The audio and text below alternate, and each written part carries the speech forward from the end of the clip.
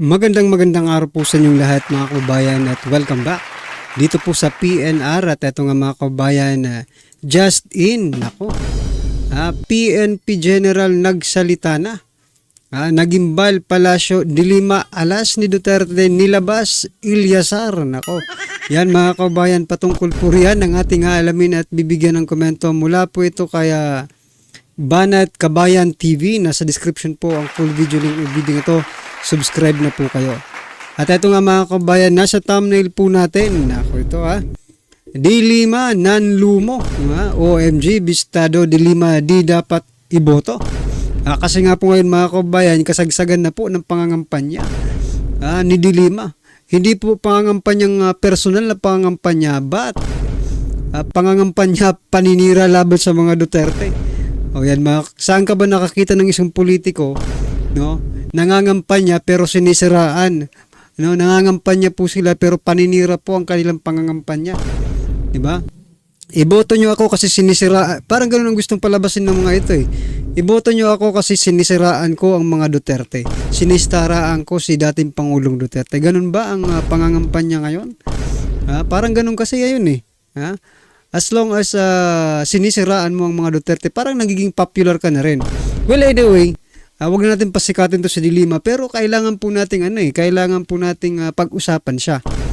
Dahil nga rin po dito kay Kerwin Espinosa. So yan mga kabayan, mamaya bigyan po natin ng komento yan. At ito pa, Supreme Court ng Pilipinas. Okay. May pasabog. Yan. Mamaya basahin po natin yung kanilang nilabas na pasabog. At ito pa. Matapos po ang matapos pong pakialaman ang pondo ng PhilHealth, eto namang pong sa JSIS, nahaharap sa isang ano bang matatawag dito? Issue mga kababayan, itong kanilang general manager. Mamaya pag-usapan po at bigyan natin ng komento yan. At eto pa. Yan na nga po. Magpapalabas po tayo ng mga ebidensya kung bakit kailangan na hindi dapat iboto si Dilima mga karibin natin. At eto na nga. Simulan na po natin dito po sa Supreme Court. Ito mga kababayan, palakpakan po natin itong Supreme Court. Ito po ang kanilang pinalabas mga kababayan. Supreme Court statements against public officers not scandalous when is related to the performance of official duties. So yan mga kababayan, ibig sabihin we are free to criticize, to scrutinize public officials, as long as it is related to their duties and performance mga kababayan. So ayan, ang ginagawa naman natin dito sa Pinas News Review ay binabatikos natin sila, di ba? Pinatatamaan natin sila, bahala na lang po. Bahala ng tamaan sa kanila. Anyway, ang sabi naman po constitutional naman po ang mag-criticize ng isang public officer o official, as long as it is related to their duties and performance.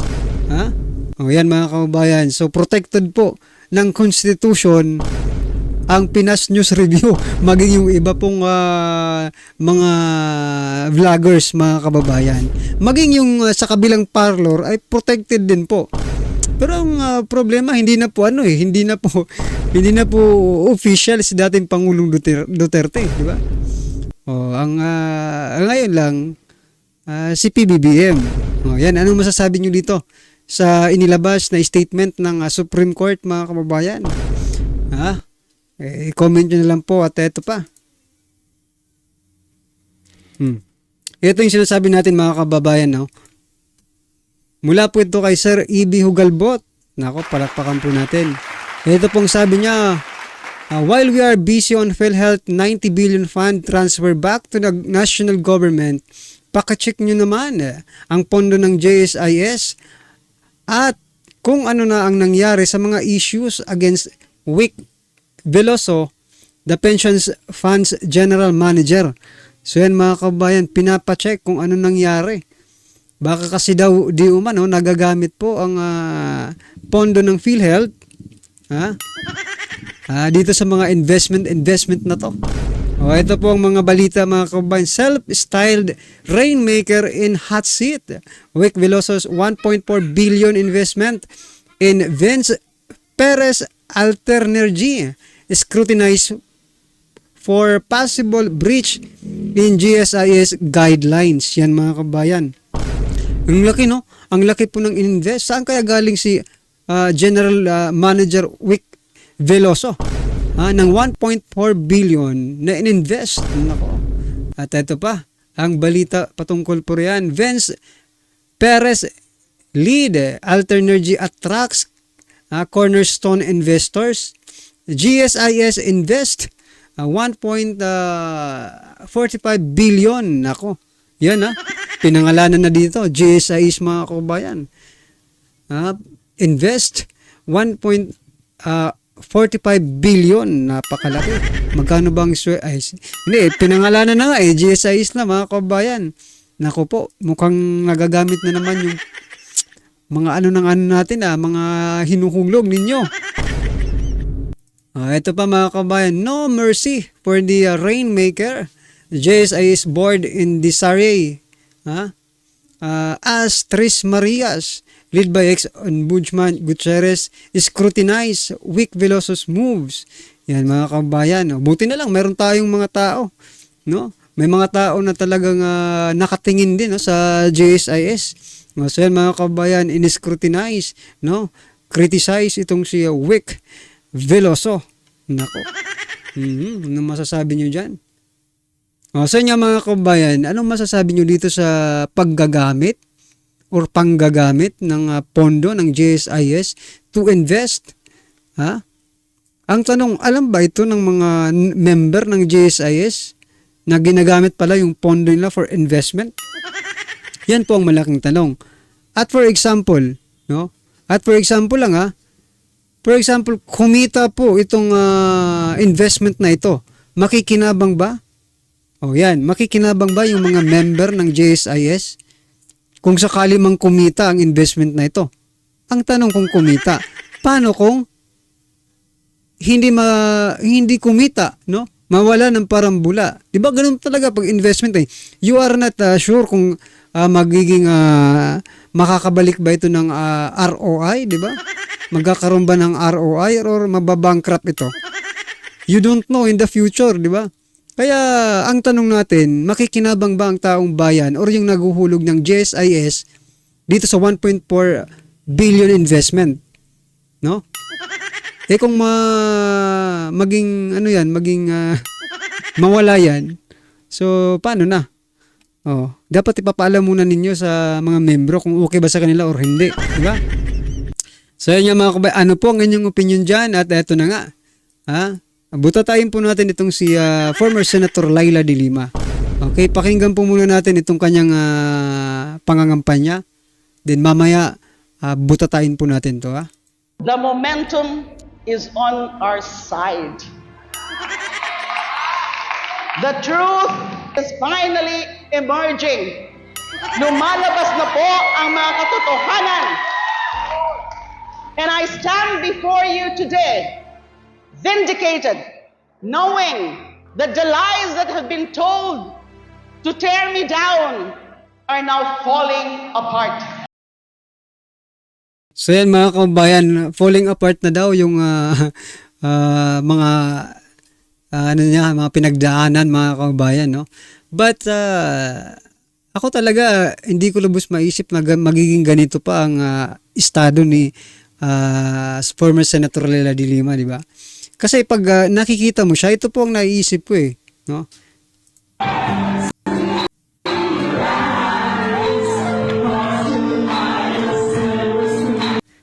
Yan po yung naiisip ko mga kabayan, kung paano po siya makipaghalubilo dito sa mga drug lords, sa loob ng Bilibid, no? Kumakanta pa sila. They're like there is a brotherhood with them, no? Tapos todo deny ngayon, hindi ka naman makukulong kung walang kung walang basihan ang korte noon, 'di ba? Kung bakit ka makulong ng ganung katagal. Nakalaya ka lang naman ng si PBBM na, 'di ba? Tapos ngayon, gusto mong isipin agad ng taong bayan na ikaw ay napakalinis, no? Eto nga mga kabayan, may papanood po akong balita. This is 7 years ago mga kabayan, na kung saan, eto po si De Lima. At si Kerwin Espinosa, nandito rin sa balitang to eh. Na yung sinasabi ni Kerwin Espinosa na hindi dinadamay niya lang si De Lima. Well, anyway, dito tingnan natin kung talaga bang dinadamay mo lang si De Lima. Eto mga kabayan, flashback muna tayo, no? Kasi para ma-refresh ang taong bayan kung sino ba talaga si former Senator De Lima, kung bakit siya nakulong, no? Eto po. Dagdag dilema si Senadora Laila De Lima na inisyuhan ng show cause order. Balik kasi na naman si Ron Daya na inusisa pati sa relasyon nila ng senadora na dati nang alam ng publiko. Saksi si Tina Panganiban Perez. What, made you fall for him? Frailties of a woman. Totoo po, may relasyon kami. 7 years. So yan mga kabayan, umamin po silang dalawa na may relasyon po sila. 7 years. 7. Sa relasyong yan, umikot ang maraming tanong sa pagdinig ng Kamara kanina na dapat ay tungkol sa umunoy kaugnayan ng senadora sa Bilibid drug trade. Na dalisay, tapat at wagas ay walang dahilan na siya'y ipagkanulo mo o magsabi ka ng hindi katotohanan. Depende po sa sitwasyon dahil nga po, yung pag-ibig ko wagas ay hindi niya sinukla ng wagas din na pag-ibig. Inusisa ang sex video na sabi ng ilang testigo ay nakita sa cellphone ni Dayan kahit na-establish na ang relasyong gusto sanang patunayan ng pagkakaroon ng video. Hindi po totoo yung may video 6 kami. Wala po akong natatanda na nagbinidyo ko po habang kami nagsisix.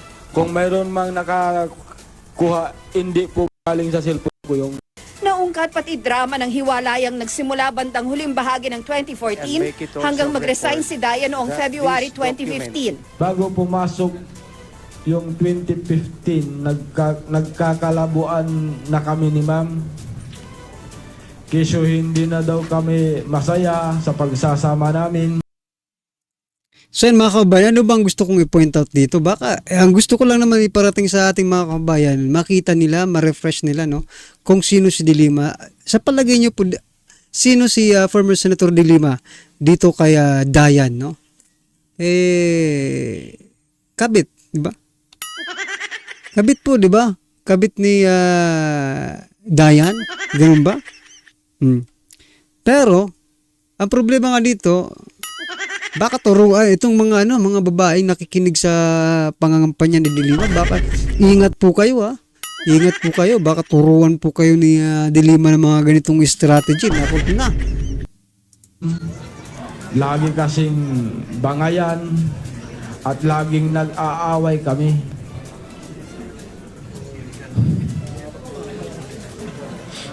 Kaya nung nabalitaan ko na yung isang hagad niya na ang pangalan ay Warren Cristobal, ang bagong boyfriend niya, parang nasampal.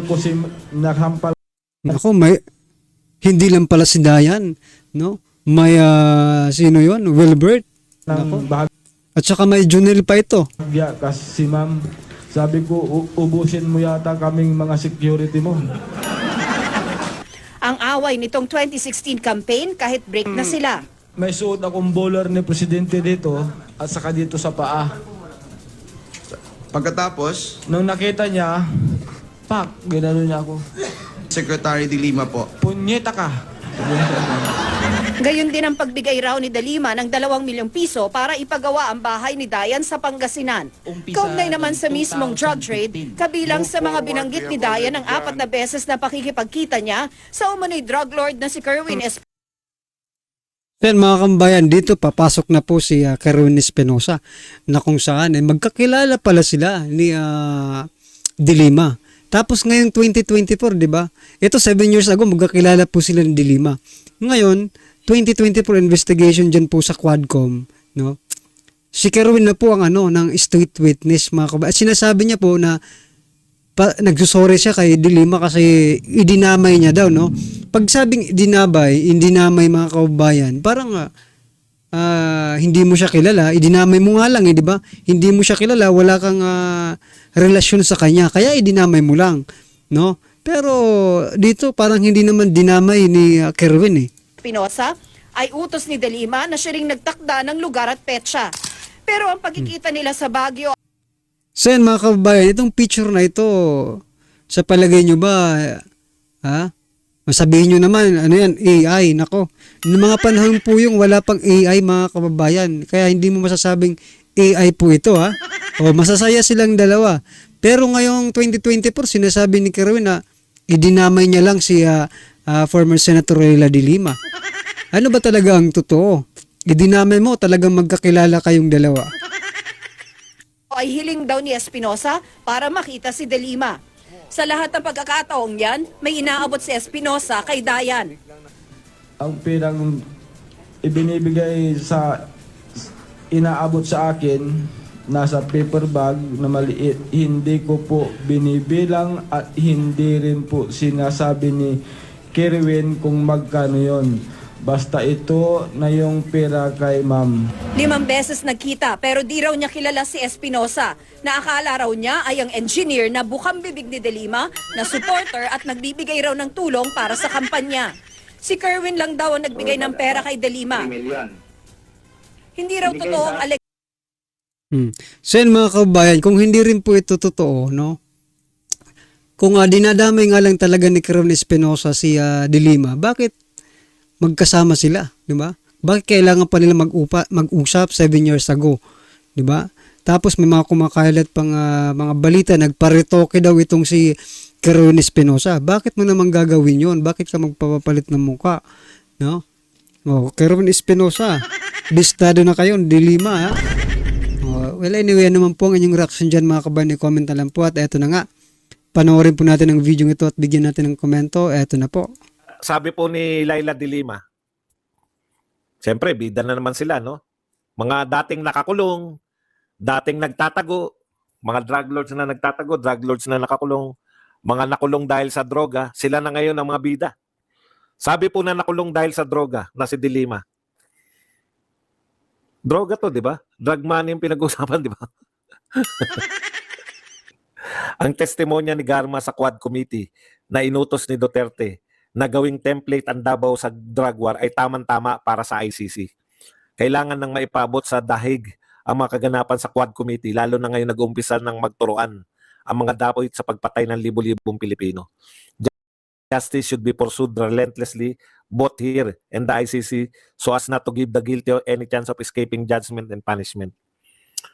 Bakit po lagi kayo sa ICC, no? Attorney Leila De Lima.